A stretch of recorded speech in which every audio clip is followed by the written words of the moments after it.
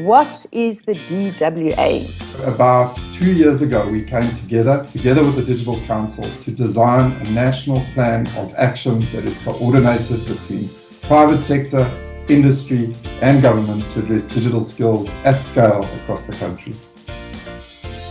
And really we came together as a working group to say, how do we mobilize a working coalition around a common set of practical projects that we can implement together with the government that have shared value across our ecosystems, that can address digital skills and address digital jobs.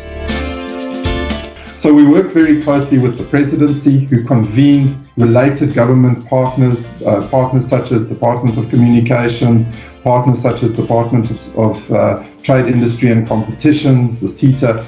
And together between industry and government, we have agreed on a set of shared priorities, and we have scoped a shared set of projects that will deliver jobs and that will shift the needle on the digital skills conversation and will benefit the full ecosystem in South Africa. Now, the structure is super important, because what the country doesn't need, I think we are all plan fatigued. We don't need more plans. So this is a plan on how to implement existing plans. So implementation is fundamental and at the core. We have also together capacitated a project support office, and we have raised funding into that project support office, which has got program resources to drive the implementation of the projects. Implementation is at the core. What I will also say is that the project is totally demand-led and intended to unlock opportunities for young people. That's the core objective of the program. Morning, colleagues, and a very, very warm welcome to our session this morning. And it's a great privilege to have you with us. And thank you for sharing your day with us and giving us a little bit of your time. So that we can talk to you a little bit more about an incredibly important initiative that we are in the process of launching. So we really are incredibly excited about the Digital Work Accelerator, or the DWA. We've been sending around a tremendous amount of information, and we've received so many requests from all of you for more information, and can you send us a little bit more information? So finally here we are, as I said, thank you very, very much. So this is a topic, I think, that's really close to all of our hearts, and one that should be top of mind for every single one of us. And I want to thank you again, for every single one of you that's here this morning, is showing us that, this is also something that, is meaningful to you, and that you want to move the needle and help us create some jobs and stimulate our economy, which ultimately will benefit every single one of us. So a very warm welcome to our speakers this morning. I'll introduce them in just a couple of minutes. And then, of course, a very special welcome to Mr. Rudy Dix from the presidency, who's also joining us this morning. So, colleagues, we're all aware and really, really concerned about the employment crisis in our country. And I think if we look at the employment crisis and we sort of just get a little bit more granular on, the crisis as a whole, I think one of the areas where there's particular concern is around the topic of youth unemployment. And I know, I'm a mother of a young child, and I know if I look at her future and her opportunities, that's a concern to me. It's something that we all discuss, and we want to make sure that our children have got opportunities in this country, that they can get involved in this economy, contribute to this economy, grow our own country, and I know that many of you feel like that, and we're all facing this tremendous dilemma. Now, if you think that it's hard for our children that are maybe even more fortunate, just imagine how that filters down in this pyramid, and how almost impossible it becomes for young people that are even lower down in this pyramid. So Today is a really, really important conversation that we're going to have. And, we all talk about the digital economy, the tremendous opportunity that the digital economy is going to pose and is bringing, not just to South Africa, but globally. And I think what we're trying to do in a nutshell is we're trying to see how we can harness the potential of this economy. You will all notice that in the next couple of months, the DCA particularly will be engaging in a lot of research. We're really trying, there's a lot of questionnaires that will be going out. We're really trying to understand,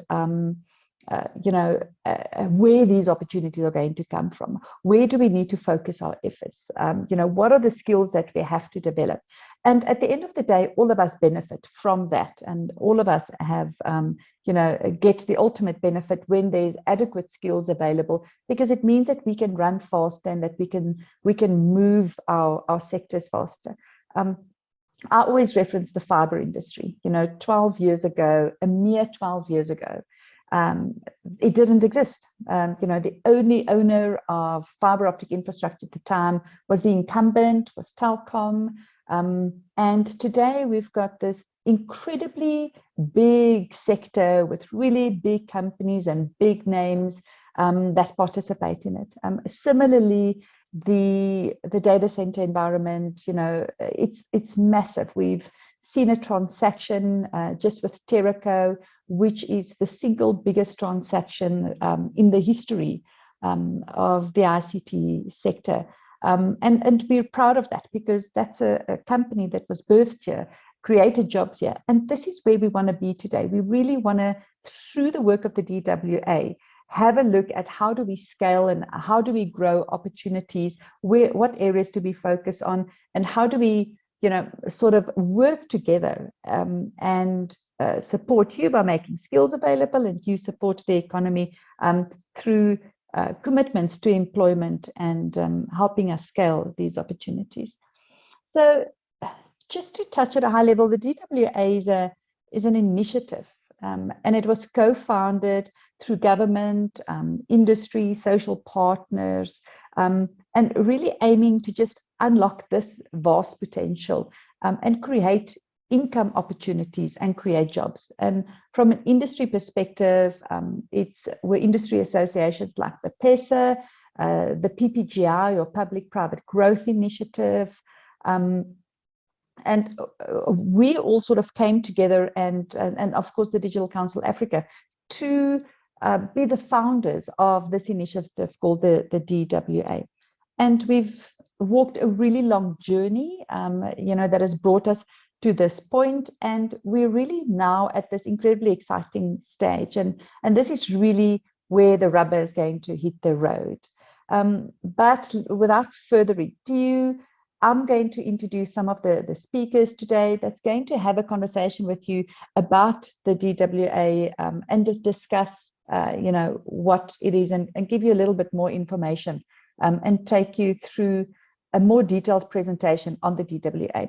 So first of all, allow me to welcome Mr. Rudy Dix from the presidency. It's very intimidating when we hear these titles. Rudy leads the project, or the PMO, within the presidency, and he's also the co-chair of the DWA steering committee. My colleague Di is going to delve a little bit deeper into the steering committee and give you a little bit more information on the steering committee and how it works. Joining him is Evan Jones, who's the director at Harambee for strategy, and he's also a member of the DWA steering committee. And Evan is going to be facilitating today and leading a lot of the dialogue in a panel discussion that we will kick off just now. Ziad Suleiman, who most of you will know, who's the Chief Commercial Officer at EOH, and he's also a member of the DWA steering committee. Diane Woodward, who's the Executive Operational Lead of the DWA Project Support Office. I'm going to hand over to Di in a second, who's going to provide you with a little bit more information. And then, of course, one of the other very important figures that is on the DWA is Mteto Nyati, who needs absolutely no introduction to any of us. He's the Group Chief Executive Officer of Alton, and Mteto is the co-chair of the DWA Steering Committee. Unfortunately, Mteto cannot be here today, but we know from our engagement with him over the last couple of years on the DWA that this is a conversation that's incredibly close to his heart and something that he's really, really passionate about. And he sent his regards and he's wished us very fruitful deliberations today. So without further ado, Di, I'm going to hand over to you. So please take a moment, introduce yourself in the chat, just who you are, where you're from. Feel free to post any comments or questions in the chat and we'll handle it then. But otherwise, yeah, thank you for joining us, and we look forward to hosting you through this morning. Thank you so much, Juanita, for the introduction, and good morning all. It really is a pleasure for me to be presenting the Digital Work Accelerator to you this morning. I'm just going to upload the presentation.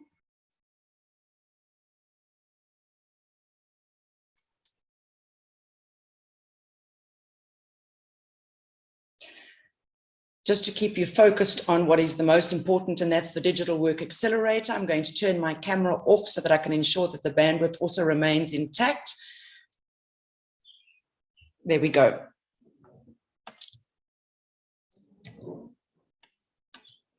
Sorry, I'm just waiting to move on.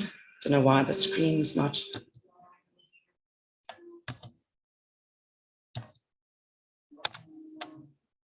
Sorry, Juanita, I'm just having challenges with the screen moving.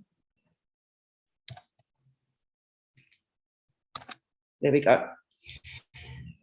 Right, it's quite a comprehensive agenda that we want to get through in the short period of time, but we will be sending out the presentation and other documents to all those who have registered on the session, so please don't worry about the pace at which we're going to go through the agenda. So what I'm going to take you through this morning on the Digital Work Accelerator is, first of all, the state of play. What were some of the opportunities and challenges that actually gave rise to the Digital Work Accelerator? Then we'll talk a bit about the Digital Work Accelerator, the journey we've walked so far, what the vision and the objectives for the Digital Work Accelerator are. We reference the Presidential Youth Employment Intervention, the National Pathway Management Network, and the SA Youth Platform. So just to explain what those are and how they link into the Digital Work Accelerator, and then who the coalition of partners are within the Digital Work Accelerator, what the governance and implementation structures are to drive it, some of the priority projects that have already been identified, and then very importantly, for your benefit, what are the levers that can drive your participation in the Digital Work Accelerator?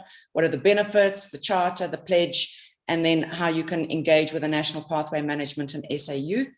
And then Evan will lead us into an engaging question and answer session after the presentation. So what gave rise to the Digital Work Accelerator was actually a number of months of in-depth engagements in the marketplace.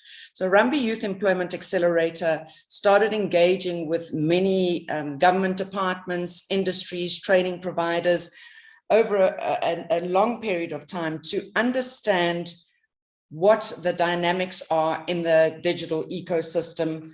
What are the requirements for young people to be able to integrate into this environment, into the complex roles in the digital economy? And we also started piloting various initiatives with companies like We Think Code, Explore Data Science Academy, Capacity, to understand what the sourcing requirements are and what is needed to prepare young work seekers for successful integration into these high complexity digital roles. We also initiated a digital survey together with a number of other organizations to understand, to quantify the types of roles in high demand. We map the skills that are required and identify what are the key challenges and shortages in the digital economy. And a number of through all these engagements and through the surveys, a number of things became very apparent. First of all, that there's definitely gender disparity within the digital economy. There's definitely a skills mismatch where there's a tremendous skill shortage. There's the digital divide.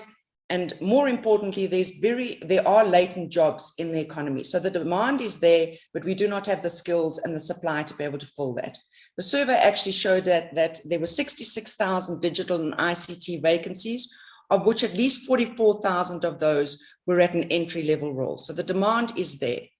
What our engagements in the survey also highlighted is that the digital economy is a broad and diverse industry. There's lots of plans out there, lots of initiatives out there, but they're all operating in silo. There's extensive planning but there's lack of ownership, lack of alignment, lack of prioritization, and all this is ultimately leading to a lack of collective momentum. So lots being done, but not everything's being pulled together and not being prioritized. And on the back of that, in addition to all of these challenges, we of course cannot overlook that South Africa is one of the highest unemployment rates in the world, and we've gone through a decade of low economic growth, and the COVID pandemic has further plunged the country into an economic and social crisis. So equipped with all of this information and this knowledge in terms of understanding the digital economy, it gave rise to us. We realized that we were on the threshold of a huge opportunity to address the challenges and the systemic barriers that are contributing to them. We know that there's that significant latent demand. We know that there are sectors offering real growth and opportunities are out there. We know that we can address the digital divide, gender disparity, and all the skills mismatches. So it gave rise to this compelling reason to bring a social compact of strong constituencies and leadership together to work on a common set of priorities that can unlock this latent demand, address the critical skills shortages and gaps that are inhibiting the ability for us to move forward in the digital economy. It's quite a busy slide, this, but just a lot has been done over the last 18 months. So our journey so far, we've conducted extensive stakeholder engagements. We have engaged with government departments, industry, large players in the ecosystem, funders, and all those engagements have had a specific purpose, and that was to co-create the establishment and the form of the Digital Work Accelerator. We have established the Digital Work Accelerator governance and implementation structures. Those comprise a steering committee, the establishment of a project support office. We've identified priority projects and specific project leads and owners who can drive those. We are finalizing the first draft of the governance framework, which will be endorsed by the steering committee. The presidency very usefully has set up an interdepartmental coordinating committee with all the most relevant and important government departments that can assist us in driving the Digital Work Accelerator forward. We've mobilized the Digital Work Accelerator Project Support Office. We've managed to secure initial funding to start resourcing the Project Support Office, and we have onboarded some of those resources already. We've additionally developed a process where we can rally commitment to the Digital Work Accelerator, support for the Project Support Office, and also how we can unlock opportunities for youth. And those processes are the charter and the pledge. And I will be talking more about all of these during the course of the presentation. As mentioned, we've identified the first set of priority projects, the leads that will own those, and all of these have been identified against specific criteria. And funding has in some instances already been flowing through from the economic stimulus and social investors. Through all of these engagements, we've managed to secure formal endorsements from the presidency, boards, and various different executives. We have obtained the buy-in and commitment really across government, industry and the social sector to participate in the Digital Work Accelerator and create a national narrative around the importance of the access to the digital economy for young people in the country.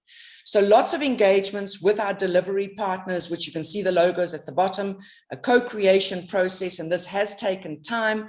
And now, as Juanita says, the rubber is ready to hit the tarmac, and the real focus for the Digital Work Accelerator going forward now is implementation. And that's the big word and the key focus for us as we go forward. What is the vision and the objectives of the Digital Work Accelerator? The Digital Work Accelerator is to drive coordinated delivery of inclusive earning opportunities for young people. And it is vitally important that these are underpinned by industry needs. So what is industry's requirements, and how do we link young people, prepare and link young people to those opportunities? The core objective is to unlock sustainable and inclusive earning opportunities for youth with a gender focus, because as was mentioned before, we're all acutely aware of the gender divide. Supporting this core objective is identifying where industry skilling requirements are and ensuring that we are skilling to address those specific needs. Furthermore, to ensure that we are able to come up with initiatives that can enable more affordable access to digital technology and infrastructure to bridge the digital divide for work seekers. All this will ultimately result in a multiplier effect to stimulate economic growth. How are we going to achieve those objectives, to unlock those sustainable opportunities, ensure that we are addressing the digital divide and the skills gap? First of all, to address many of the challenges which I highlighted before when I mentioned why the Digital Work Accelerator came about, is we will mobilize a single digital and ICT coalition. It's important that we leverage the National Pathway Management Network and the SA Youth Platform. And again, I am going to be explaining what those mean. That we focus on prioritized projects that we know will catalyze earning opportunities for youth, and very importantly, at scale. That we establish the overarching oversight and enabling framework to support the fast-track delivery. And again, that we do not duplicate what's already happening, but that we align with the Economic Recovery and Reconstruction Plan, the Presidential Youth Employment Intervention, master plans, and any other relevant policies and plans. So the aim is not to duplicate, but to align. So this is the real modality that will benefit business, the economy, and society. Just to put into context where the Presidential Youth Employment Intervention, the National Pathway Management Network, and the SA Youth Platform fits into the Digital Work Accelerator. The Presidential Youth Employment Intervention is a strategic national vision and plan which sets out priority actions to address youth unemployment. It's multifaceted and cuts across a number of different sectors. It deals with youth supply and demand interventions, but essentially is the national youth strategy for South Africa. And under the Presidential Youth Employment Intervention, one of the key initiatives is the National Pathway Management Network. And the National Pathway Management Network basically came about because it was to address a significant barrier for young people to enter the labor market. Young people, young unemployed youth, find it very difficult to get a foot in the door because they do not have the social networks or the financial means to be able to navigate around a very complex recruitment and sourcing environment. They're going to a number of different agencies, organizations, month after month. Very few people respond to them. And it's very difficult for them to have visibility to the potential opportunities that they can apply for. And it was in response to that significant barrier to employment that the National Pathway Management Network came about. And essentially, we talk about it as a network of networks, where it's partners from across government, business, civil society, coming together, recognizing what the barrier and the challenge is for young people, and saying, let's work together to ensure that we can aggregate our opportunities for young people, work together to unlock more opportunities for young people, and make those visible to them so that they can apply for them. And these opportunities include income earning opportunities in the formal and the informal economy, volunteering, skilling opportunities, anything that can assist a young person to transition into the labor market. The enabling platform that supports this is the SA Youth Platform. And this, I don't know, many of you may have heard the president launching the SA Youth Platform on Youth Day last year. It's essentially a multi-channel platform that's been enabled by Harambee Youth Employment, and it's there to support a network of, at the moment, in excess of 2 million youth, and to support and match employers who can register onto the platform. So the youth are able to go onto www.sayouth.mobi, register on the platform, make themselves visible to the marketplace at no cost whatsoever. Employer partners can register on the partner network and also have access to these young people at no cost. And the platform will match the young people to the opportunities that employers put onto the platform. So the Digital Work Accelerator is an integral part of the Presidential Youth Employment Intervention, and the National Pathway Management Network and SA Youth are real assets to the Digital Work Accelerator, as they're aggregating all these opportunities and they're making them visible to the youth.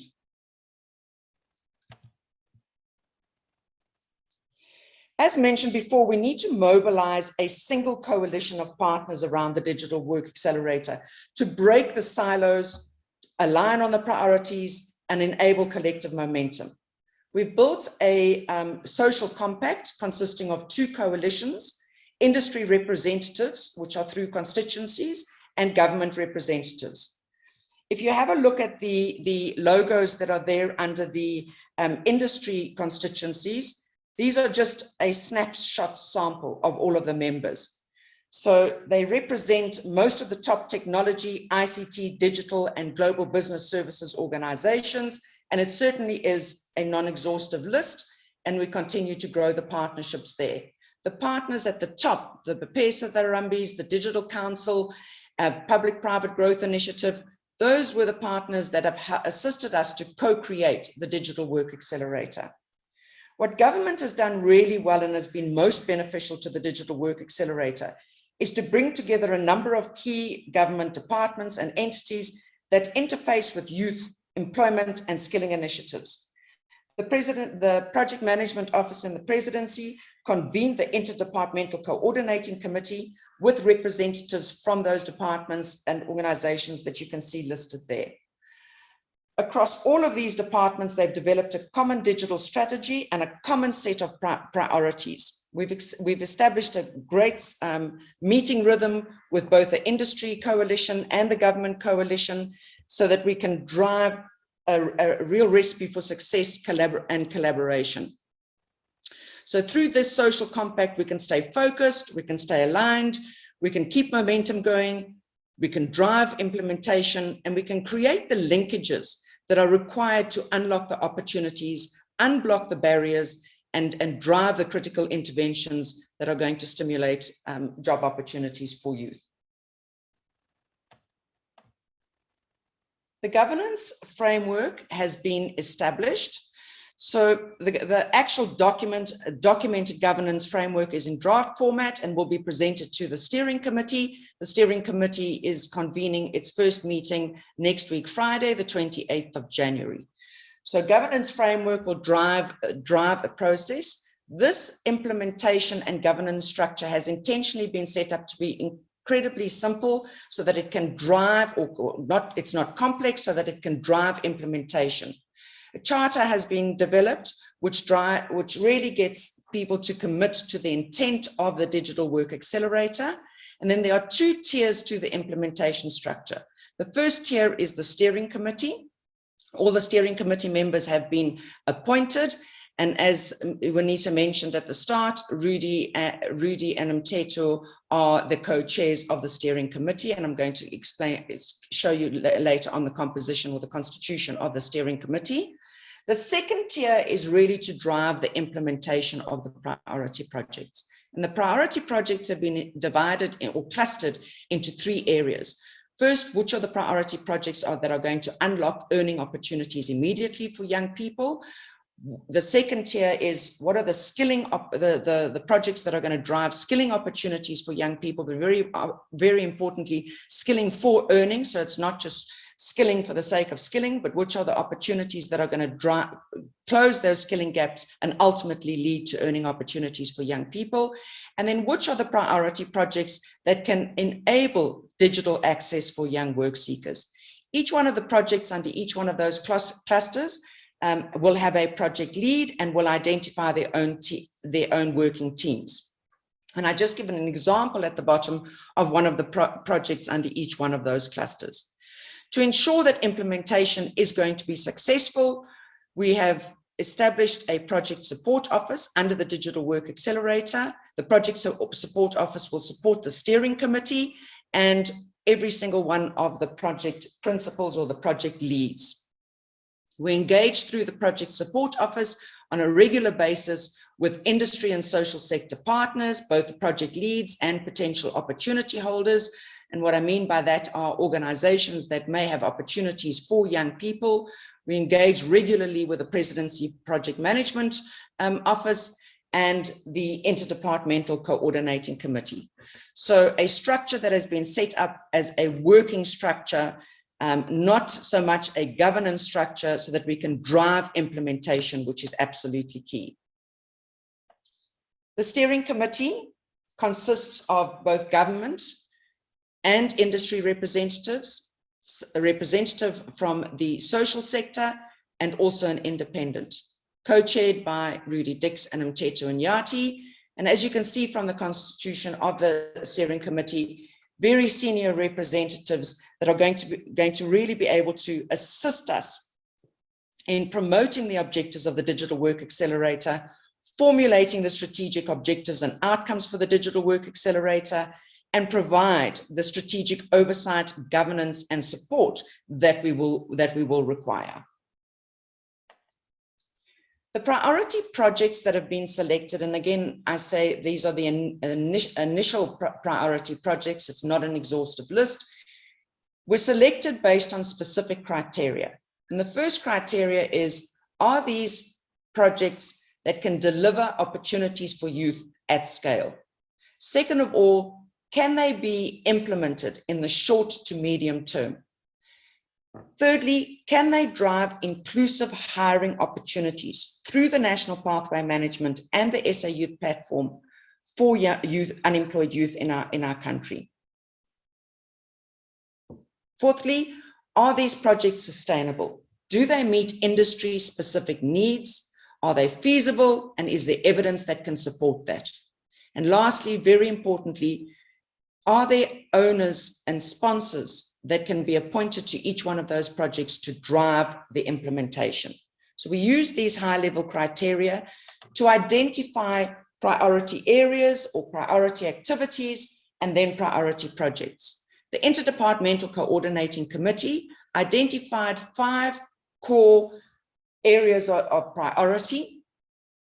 They are to align digital-related interventions within and outside government and ensure coherence and implementation, develop pathways into earning opportunities, and very importantly, demand-led skilling through demand-led skilling intervention initiatives, to test and implement new approaches to demand, to aggregate online learning content into a single platform, and to address the gaps in the quality assurance system, which currently is a real barrier. Industry representatives did the same and identified 7 core priority areas. Firstly, to channel sector-wide vacancies through the SA Youth Platform. The second priority was to design digital-specific industry incentives, procurement and policy solutions that are going to drive demand and financing solutions, to aggregate online learning solutions, to integrate demand-led skilling solutions that will meet industry needs, to scale digital skills incubators to give young people the opportunity to gain experience, to accelerate the rapid deployment of broadband infrastructure and access to digital devices, and to enable more self-employment through a contract enablement platform. And you can see that there is alignment in the priorities that the Interdepartmental Coordinating Committee came up with and the priorities that the industry representatives came up with. From those priority areas, under each one of the clusters, the earning opportunities, the skilling for earning opportunities, and the enabling access clusters, the industry representatives have identified a set of priority projects. And again, each one of those priority projects have got a specific lead appointed to them. These are priority projects that cut across a number of different sectors. They're not unique to individual sectors. They've been specifically selected because they can cut across the entire economy. To give you, and they are in response to specific challenges and barriers. So just to give you an example of one or two of the projects. So if we have a look under the skilling for earning, there's the DigiLink opportunity. Now, DigiLink is a center of excellence that's really addressing a challenge where in all of our engagements with business was saying, the reason why we've got the demand, we've got the opportunities for young people, but many of them are coming out of skilling opportunities. They don't have the experience that is required to be able to come into business. And business was saying, we don't have the bandwidth and the capability to mentor and coach and develop young people in the workplace. So DigiLink was established by Harambee to get partner businesses to channel their real work opportunities into DigiLink and have young people work under the mentorship, guidance, and leadership of a highly qualified team to work on real work opportunities, gain the experience that they need, and then transition into those organizations. And after the first pilot, we had 100% placement rate. So the model is really working and now needs to be driven into scale. A second project I'll just give an example to is the NSF demand anchored skilling project. So a request for proposal was issued by the Department of Higher Education and Training last week, and is a fantastic opportunity where funding has been offered through the National Treasury, Department of Higher Education, and the National Skills Fund to source, train, and employ up to 4,500 young people across the country over an 18-month period. But the key to this project is that it's a pay for performance pilot.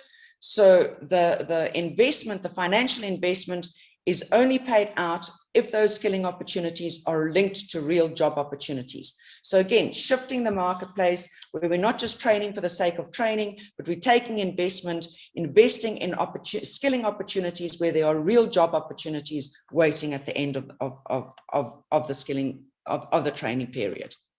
What are the collective benefits for anybody who wants to participate in the Digital Work Accelerator? First of all, the Digital Work Accelerator is a great platform for public-private social collaboration. There's real strength in collective leadership and participation. As the great African proverb says, if you want to go fast, go alone. If you want to go far, go together. It's an opportunity for us to scale impact that will benefit the country, industry, and society as a whole. We can drive integrated solutions that specifically meet industry needs, their shared value, and we can focus and prioritize on implementation with the support of a project support office. So it's not just planning, it's not just talking, it's focusing, it's prioritizing, and it's driving accelerated implementation to shift the dial. How can one participate in the Digital Work Accelerator?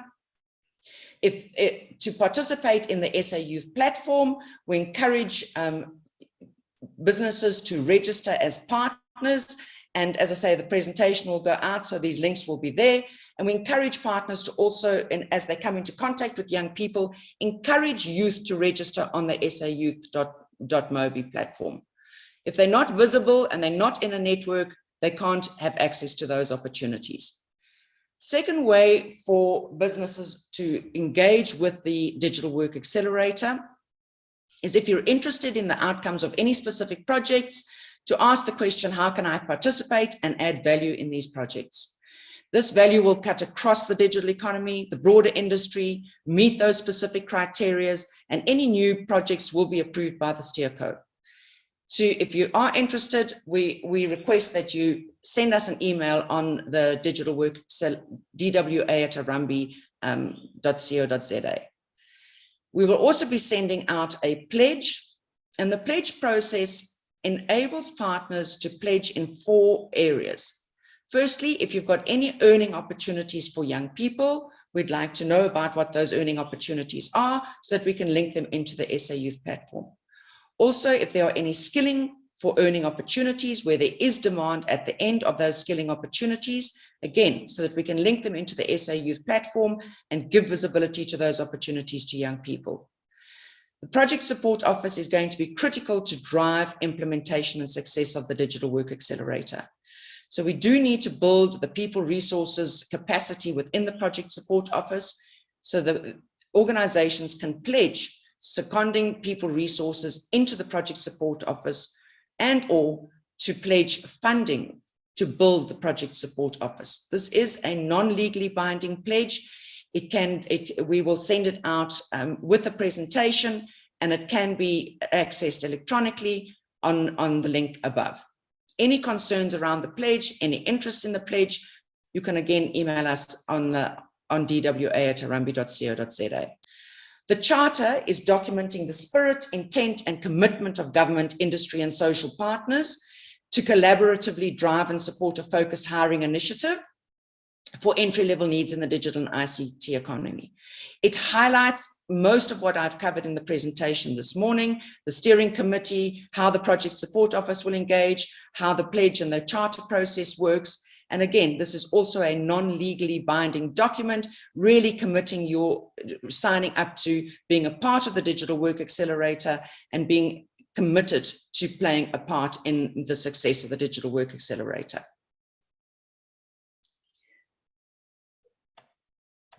Just to end, a small part of an endorsement that we received from our co-chairs, really appealing to government, industry, and social partners to embrace the strategic imperative to commit your support to the achievement of the Digital Work Accelerator objectives by signing the Charter and participating in the pledge process. So we look forward to your participation, and with that, I'm going to hand over to you, Evan. Excellent. Thank you, Di. It's wonderful to be with all of you here today. Let me also just take a moment to thank the Digital Council and the PPGI, the Public-Private Growth Initiative ICT Working Group, to thank them for arranging today's session. And also thanks to all the attendees that have joined us today and made the time in what I know are busy schedules for everyone.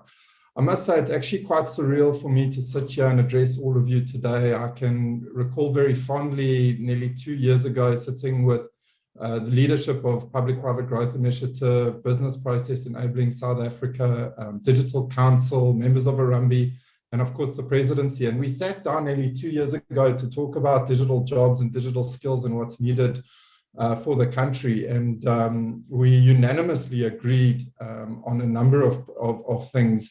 But it's just, yeah, we sit here today with a large group, and we started launching last year, and it's just such an incredible milestone for us.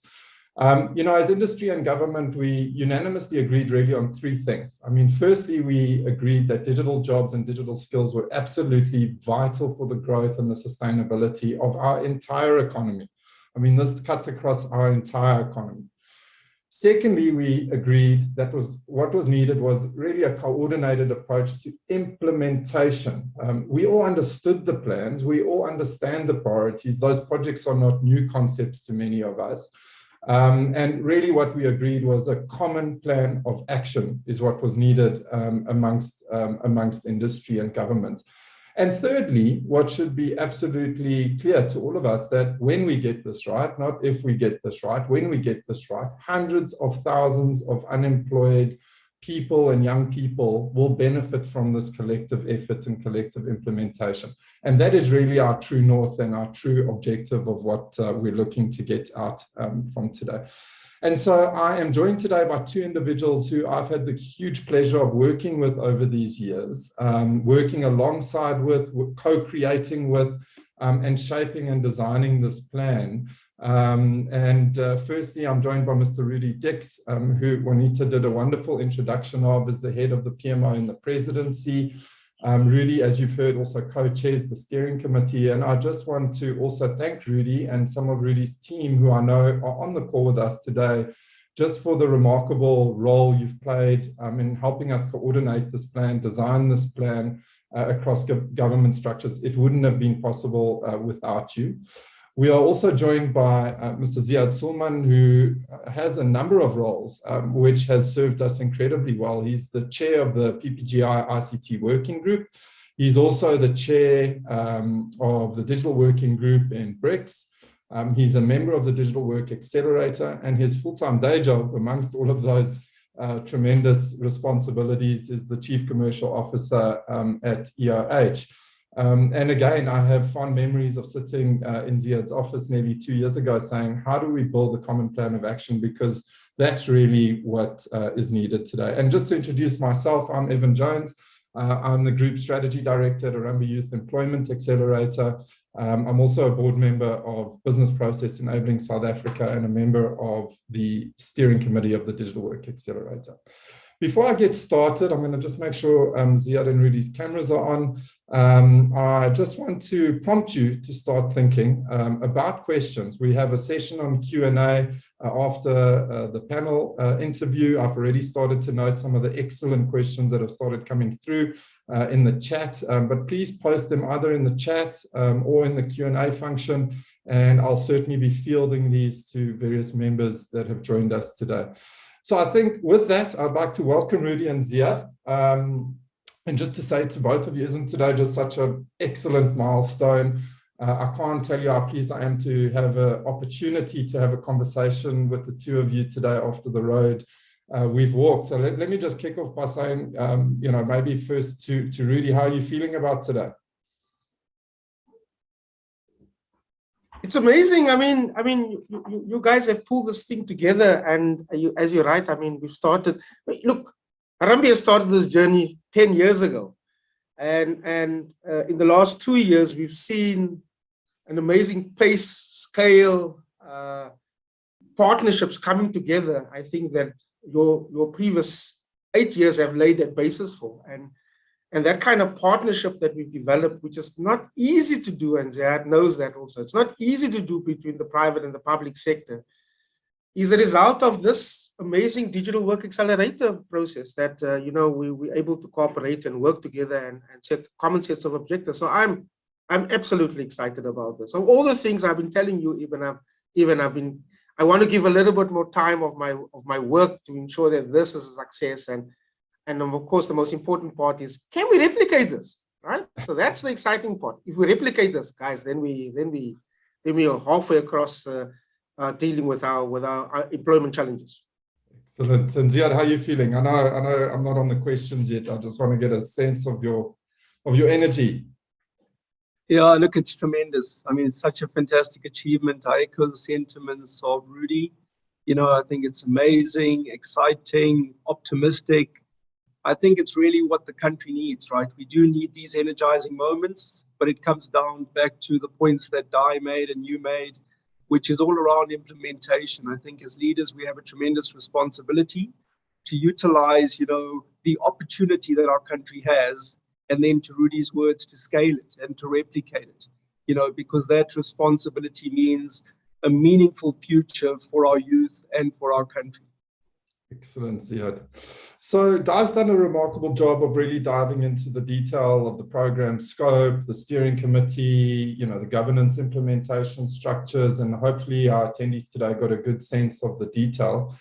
I really want to get on the balcony a little bit with the two of you now, and I think give our attendees more the big picture, which I do think is equally important. And I'm going to kick off with a question for you, Rudy, if you don't mind, and perhaps just ask you to contextualize the Digital Work Accelerator in the broader national government's plan, and also within the presidential youth employment. I think that will be very helpful. Thanks, Rudy. Thanks, Evan. Of course, look, the president has made it very clear his term of office, he wants to focus on employment and addressing the massive challenge that we face around unemployment and the crisis that there is, but more specifically on young people. And so he's made this very, very important. When we formed the PMO about 2 years ago, this is precisely what we had focused on. And that's when our partnership started, even with a whole lot of this. So in the context of that, that's quite important. So we have to address the unemployment challenge. We can't wait for a trickle-down effect, right? We can't wait for the hope of economic growth in the future, which we obviously need. We need to have an interventionist state. We need to have support from the private sector. We need to work together to ensure that we're able to get the kind of address some of the challenges that are there, which we can do, of course, and this is one of them. So in the context of that, Evan, you know that a few, in the course of the last 18 months, we launched the Presidential Youth Employment Intervention.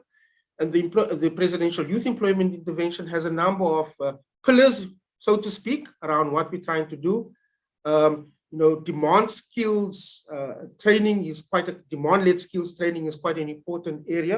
And in the context of that, we're looking at a number of sectors, and of course, digital and tech sectors, including the global business services, one of those components, where we're now putting this into reality. We're putting this into effect. So we're actioning what we actually said a few years ago, that we want to try and see whether we could pilot, whether we could action the kind of interventions that we thought through in developing these specific pillars around youth service, around establishing the National Pathway Management Network. That's another conversation we'll have, but it's central to this. So in the context of where we're at, this is quite important in delivering on what the President has set out in 2 State of the Nation addresses and what we have actioned as the PMO in partnership with you guys, giving effect to the Presidential Youth Employment Intervention and giving effect into specific sector interventions to support the employment of young people in those particular sectors. Thanks, Rudy. I must share, because I got some of the stats yesterday with everybody. Di spoke about SA Youth as a priority intervention by the presidency and yourselves, and this was launched in June of last year as a platform. And the call to action was, let's aggregate from government and business opportunities for young people. It was launched a short 6 months ago, in June, 7 months ago. And I got the stats yesterday, which I know I shared with you, Rudy, but I must just tell everybody with us today. Since then, we have had nearly 1 million young people join that network. And through the interventions, we've supported over 580,000 young people. That is a remarkable achievement. So well done to you and your team. You're not telling the full stats. How many people are now on the National Pathway Management Network that we officially launched a few months ago? 2.4 million young people. So it's remarkable. And we've got so much to work with. So when Di says that's the resource at the disposal for these programs, that's what we're talking about as part of the Digital Work Accelerator. I'm going to segue to you, Ziad, if you don't mind. I mean, the PPGI, BPESA, BRICS, and Digital Council, Harambee, in representing various industries, have walked a long road together in defining this plan. We've defined the scope, we've defined the projects, we've defined the governance structures together. And so I'm keen to hear from you, what gives you confidence in the Digital Work Accelerator as industry? Yeah, it's a fantastic question. I think for me, the 2 key words that stand out. The first is implementation, and the second one is alignment. So implementation, which means business creates opportunities, business and government are behind it, which creates meaningful jobs, which benefits the economy and ultimately leads to our growth, both as a private sector, but also as a country. And then in terms of the alignment, I think the industry associations coming together with a common purpose so that we're not all duplicating efforts and resources. So for me, these are 2 fundamental things that come together. But there's also been this broad and deep consultation, which means that as we walk through the journey, you have people's support, not only in terms of the scoping and the designing, but also bringing people along as part of that journey. This buy-in is absolutely critical in order to ensure the success. What we also now have is a common plan of action on critical priorities that change the dial. South Africa certainly needs this in order to make sure that not only are we successful locally in country, but also to compete on a much larger global scale. So the success of the program will definitely, in my mind, benefit young people and all those that are participating, whether from a business perspective or from an employment perspective, will definitely reap the benefits, and overall, holistically, the country will benefit. We certainly have a solid implementation plan, which I spoke about earlier, and that is enabled through the PMO. I think a large portion of the success is predicated on the PMO, which was largely lacking in a lot of the previous initiatives. So now the fact that we have an implementation plan with a proper execution strategy certainly sets us up for success. Thanks, Ziad. So I've got just a few more questions for both of you now. I'm going to probably put you both a little bit on the spot, but I feel that I can because we have such a strong partnership. So I'm going to come to you first, Rudy, and ask you as government to maybe just reflect on what you think is important for industry to consider in ensuring the success of the program. Look, I mean, let's be honest, you're doing so much already. So I'm not easy in blowing your horn, right? But I think what we have done is quite an important stepping stone in supporting this action, this plan. The one critique that I have is that we have a lot of talk, and I think this is Ziad's point, that we have a lot of talk, we have a lot of commitments. We have a lot of agreements, and if one just spends a bit of time from in and out of NEDLAC, Zaid, your participation in the PPGI, I mean, one of the things that we were trying to inculcate in both public and private is that let's do the work. If we commit to it, let's get it across the line. If there are resources that are required to be committed, let's get the resources. If there is a policy commitment that is required, let's make that policy change.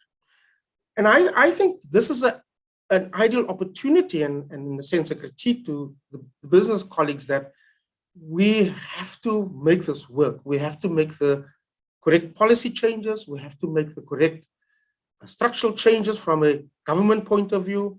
We have to see whether we're able to get resources. But at the end of the day, it's not us who are creating these jobs. It's the private sector that has to create those jobs. And that's where the nub lies, right? That we're doing this on an expectation that the private sector is going to heavily invest in these particular sectors, is going to create the employment, is going to spur growth, you know. And I think that for me is getting it across the line. Now, we've seen it in GBS, right? Where we adjust policy tools to make it more easier for business to operate in the global business services. We must do the same here, broader than GBS, because it's digital and tech, a lot of the stuff that Zaid and them working, right, that we need to do. So for us it's expected from us to do to tweak and sharpen the policy tools so that we spur growth and employment, but it's ultimately business people that have to create the jobs and they must commit to that. And I think that's really for me the most important part. What can we do to create those jobs together, and how do we get those jobs created in the business? And for me, that's fundamental, nothing else. I'm not going to speak about, I mean, all the other stuff is secondary. For me, I'm going to say this quite frankly. I mean, you know me, I say it right. Anything else is secondary. Right?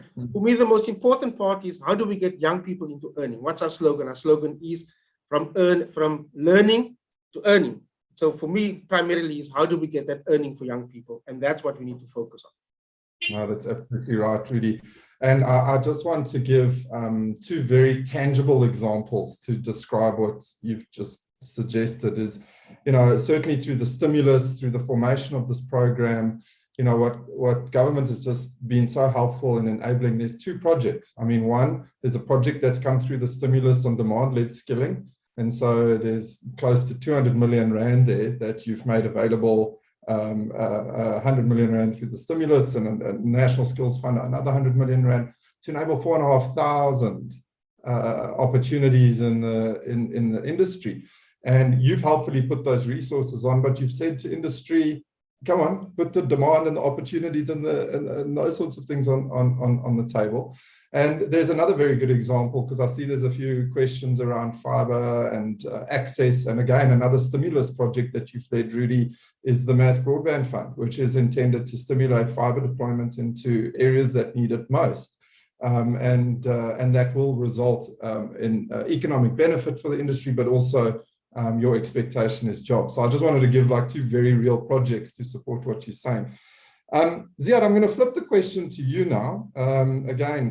We've got a solid enough relationship that you can be candid as to say, what do you think is important for government to consider in ensuring the success of this Digital Work Accelerator and program?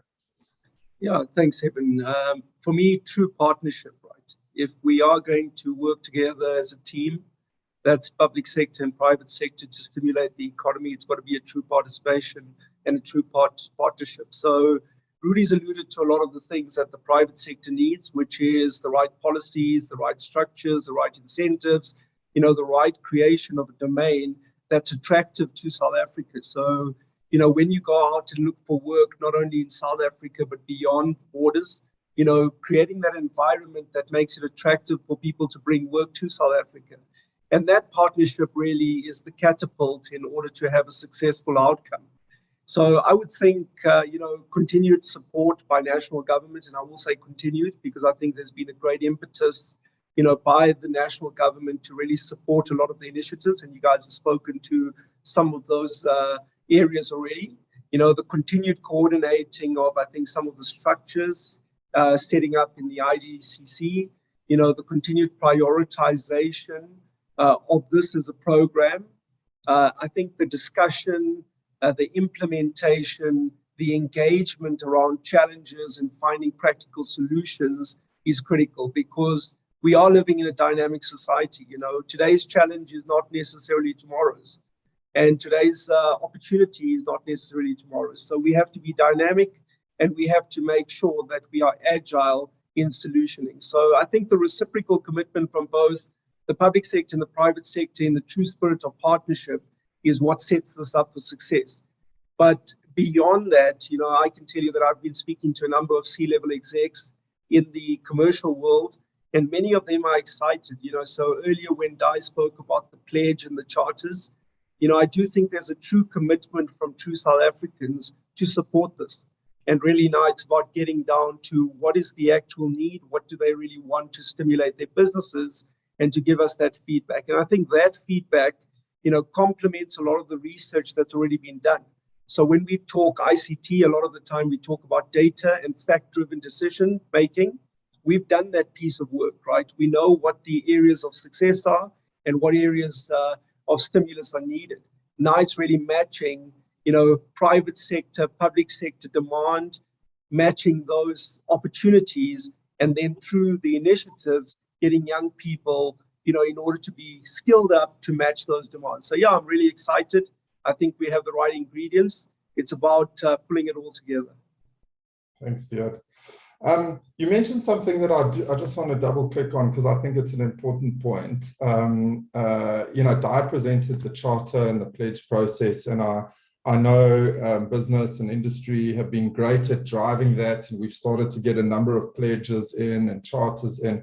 And just a reminder, the pledges are about pledging demand and opportunities. It's about support and capacity into the project support office. But I also just want to recognize that in the presidency and in the coordinating structures under the Interdepartmental Coordinating Committee, they are doing exactly the same. And so Rudy is pushing that the government sign the pledges, that the government sign, different governmental departments sign the charters, and we are getting those in. And also through the Interdepartmental Coordinating Committee, I know, Rudy, you said, it's on industry to produce the jobs at scale, which they are. But just to acknowledge that government is also putting opportunities into the program. And this is all about a collective movement around demand. What we can't do as a program is have some big supply side solution and training. I think there's been a few comments, and we have to align the supply, and it has the primary objective, as Dai said, is demand from our partners in government and industry for this to work and grow the economy. So before I close out with any parting messages from you, Rudy and Ziad, I mean, for me, there's a few key messages that I hope have landed with our colleagues today with us on the call. One, we've heard very clearly from Rudy that this is a priority within the presidency. Jobs is a priority for the president. And we've got Rudy's sponsorship as a co-chair of this program, which I think is superb. Government have invested in coordinating structures in the Interdepartmental Coordinating Committee, which we work with. They represent different government departments. And so we've created the right coordinating structures to help us succeed. We've heard, which I've just reiterated, that what is really expected for this program to fly, and all the businesses that are on here with us today, demand is key. If you have learnership opportunities, paid learning opportunities, job opportunities, in a full spectrum of digitally related jobs, whether it be software testing, software engineering, or splicing of fiber, it's those opportunities that are going to make this program a success. Implementation is fundamental, and you heard Ziad talk about why industry is feeling confident is because of the implementation structures that we've set up in the project support office, in the steering committee, and it is our collective responsibility to see implementation through. We have no choice. If we don't implement, we don't build trust, and we have been planning for a decade, and we have been talking, as Rudy said, and we have to see implementation through. We have also heard from Ziad that government is playing a very helpful role, and we've seen this in the stimulus and the projects in creating enabling instruments for industry to thrive and grow, and that we need to continue to see that. And I know there is full commitment from Rudy and his team and government to do that. And so thank you, Rudy and Ziad. I think it's been a very helpful conversation. And before I close out and segue to the questions and answers, maybe Rudy, just any closing messages from you, and then I'll go across to Ziad. I mean, Ziad has put it quite eloquently, right, about the partnership and entrenching what we need to do if we want to fix the challenges that our country faces. It's about us working together. It's about building trust. It's about building that relationship. It's developing actionable steps to achieve what we want. And for me, that's the closing thing. So no use saying about these words. This is DWA is putting that into motion, putting that into effect and action. And this is what we have to do. I'm really excited. We have to bring government along entirety. We have to, I see some questions about different entities. We have to do that. This is what we are doing. This is what we committed to. And we're hoping to see this partnership flourish. And of course, the main thing, of course, delivering on what we promised to the rest of the country and to young people in particular. Thanks. Thank you, Rudy. Thanks, Rudy. And we're certainly excited at the partnership and the possibilities that lay out there. But my reach out to everybody on the call and beyond is that this country lies in our hands. We have a responsibility. We need to leave a legacy. You know, the future is now. You know, we need to set up those stepping stones. We need to take decisive action. And we all have a meaningful role to play, right? So whether it is in your own small way of influencing something or creating an opportunity or supporting or doing whatever, you know, let's all come together for the benefit of this country and for the future. So, I mean, my shout out is to everybody, right? And say, it's not just the leader's responsibility. It's not just the president's responsibility. It's all of our responsibility. So in whatever meaningful way you can contribute, whether large or small, you know, let's join hands and let's really make this happen. So thanks very much for the opportunity. I've enjoyed the discussion. Thank you, Ziad. And Rudy and Ziad, just thanks for making the time. Thanks for your ongoing sponsorship. You're both very hands-on. It's really, really appreciated, and looking forward to supporting both of you through this program. I'm going to close us off before I move into the Q&A, which I'd like to do it because I think it's important to put the young people at the center of what we do. And I want to share a very brief story about a lady by the name of Lerato, who I've actually had the great privilege of meeting before. And Lerato is born in Khayelitsha because, you know, this story I think really does highlight the story of many hundreds of thousands of young South Africans and their potential. And so Lerato, born in Khayelitsha, an informal settlement in Cape Town. She was raised by a single mother and received a NSFAS bursary to study computer science. After dropping out, when her funds ran out, she later joined a development program at a learnership provider. And so this is the pathway and the journey of Lerato, just to say. She then managed to find Real Work Skills Academy, where she did simulation work in digital skills and software testing. And just a few weeks back, we got word after that program that she finally received permanent placement at Capitec as a software tester. And by the way, there was an entire cohort of young individuals with a similar background to Lerato that converted into permanent employment within Capitec. Now, what made this work? I think that's really important. I think there are a number of stakeholders around this initiative. It's government coming to the table with enabling instruments. It's, linking up the ecosystem plan and stakeholders within the Digital Work Accelerator, learnership providers, Real Work Academy simulator providers, and of course, employers like Capitec willing to take the risk, which I don't think is a risk. They're taking on real assets to engage in this model, put up the demand, and create a future for Lerato. So with that, thank you, Rudy. Thank you, Ziad. I'm going to segue into the Q&A now. And there's a number of questions that have really been shared. Let me just pull them up in my notes. Just give me a moment. The first is, and I wanted to pick up on Walter's question, which I think is just such a great demonstration of what needs to be done. And Walter said, in our area, we do not have any cell phone reception. We have been applying for a cell tower for close to 10 years now. Things became worse when the pandemic hit, as almost everything essential moved to digital systems online. I personally had to drop out as I could not participate on any online classes. Please consider doing a survey, especially for the rural areas, as we are always left behind in most of the essential initiatives. This way, all youth will have a fair chance, not only those in cities and townships. Even if we can have 4G, at least we would have a chance.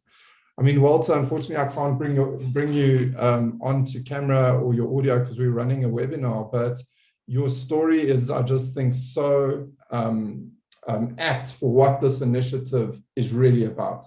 And if you think, and I can't commit that we will solve the connectivity challenge in your particular area, but what you describe as a problem is exactly what we're trying to solve. And so you're touching on a few things that are in the Digital Work Accelerator.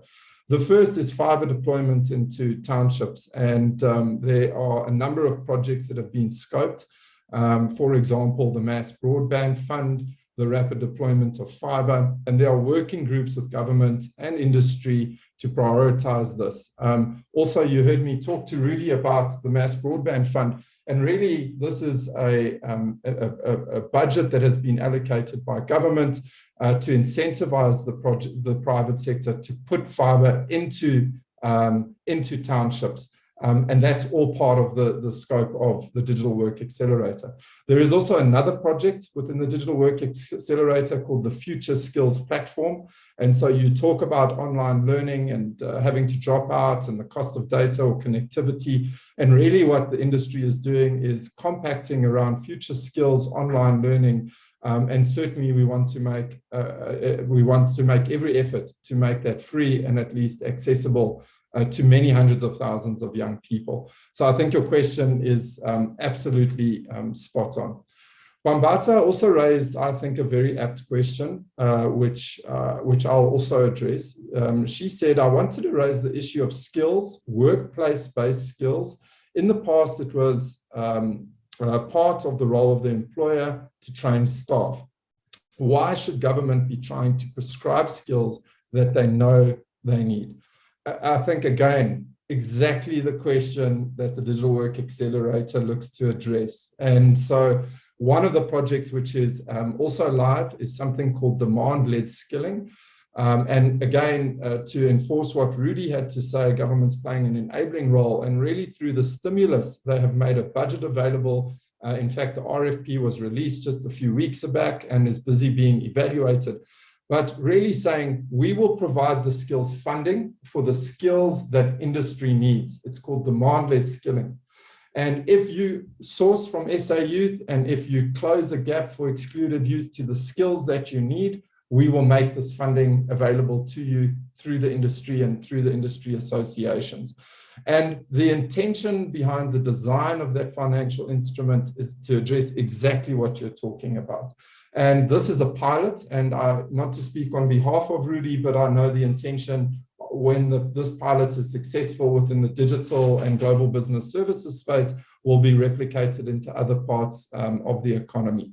Also to say, members of government that are part of this project include the Department of Higher Education, the National Skills Fund, as well as the various SETAs, just to briefly touch on Peter Grootes's question in the chat.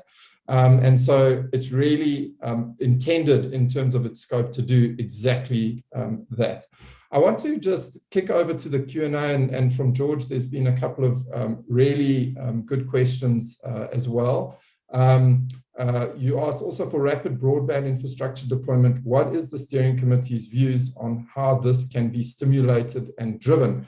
And so hopefully you've heard me talk about the Mass Broadband Fund and what that instrument is intended to do.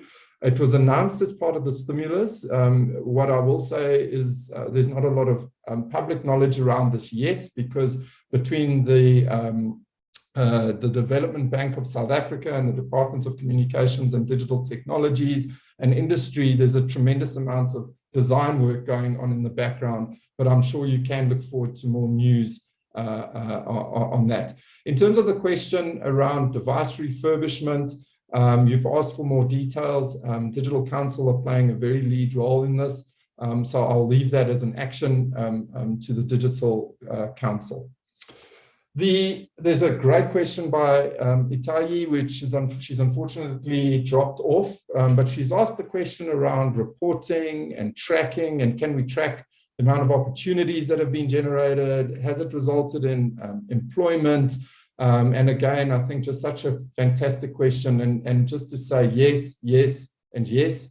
You know, central to the National Pathway Management Network and SA Youth is very, very robust reporting, and there are very robust reporting designs that the Project Support Office will be managing.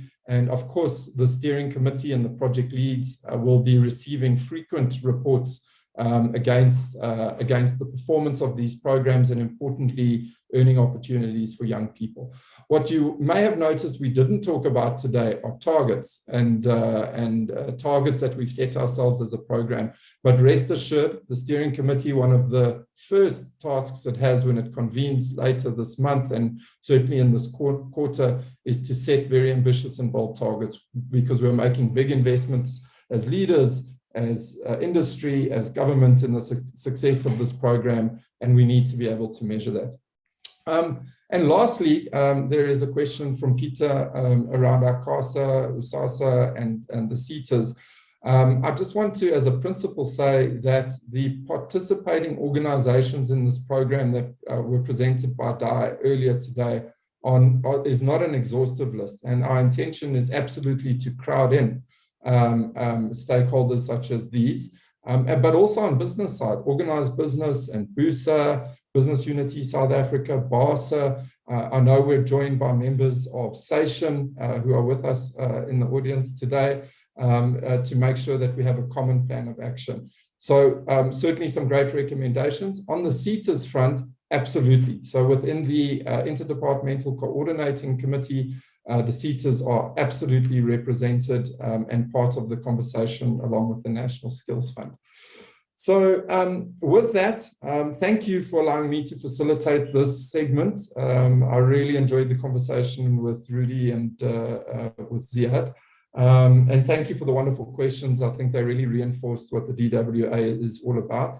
And I'm going to close out, and I'm going to ask Juanita and Ziad as the conveners of today, obviously Juanita from Digital Council and Ziad as representing the BRICS and the PPGI ICT constituencies, maybe just for a few closing words. And I'll start with you, Ziad, and then Juanita can have the final word. So thank you. No, absolutely. So it's been a privilege and a pleasure sharing today's time with you, and thank you for everybody's participation. You know, on behalf of both BRICS and PPGI and the wider industry network, whether in the private sector or the public sector, these are the steps that we certainly need to take to land a better tomorrow. So we're excited about the opportunity. You know, we have our full participation and commitment to this. Mteto, as you correctly said, is fully committed to this, and we talk often. You know, so together with all other industry leaders that we represent, we certainly believe that this is the right catalyst for a better tomorrow. So we're looking forward to the partnership and the association with something so positive, and now looking forward to the implementation and sharing great outcomes and great results. So thank you for the opportunity. Looking forward to the future. Juanita, thank you, and over to you. Thank you, Ziad, and thank you, colleagues. It's really been a lot of information to take in. And yeah, I just want to thank all of you for your time this morning, and thank you for joining us. It's been a very fruitful morning. I think all in all, hopefully you'll agree that this is a very positive project, an initiative. Thank you, Mr. Rudy Dix from the presidency, for your time as well, and coming on board and you know, being so passionate about you know, supporting these initiatives together with us. It's also a pleasure. I just want to acknowledge Kuliwe Makuliso, who's also you know, a participant and who represents the telco sector, who also gave up her time to be here this morning. Thank you to all of you, and yeah, we look forward to hosting you in future events. Please look out for some more information about how you can practically participate, and you know, we'll be sharing that with you over the next couple of weeks. But other than that, it's almost weekend. So thanks everyone for your time. Have a very, very super Thursday, what's left of it, and we'll be in touch soon. Take care and stay safe.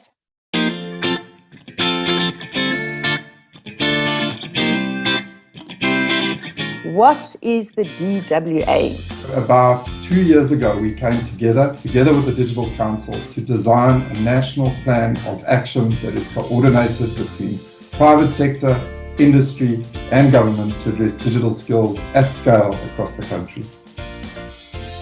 And really we came together as a working group to say, how do we mobilize a working coalition around a common set of practical projects that we can implement together with the government that have shared value across our ecosystems, that can address digital skills and address digital jobs.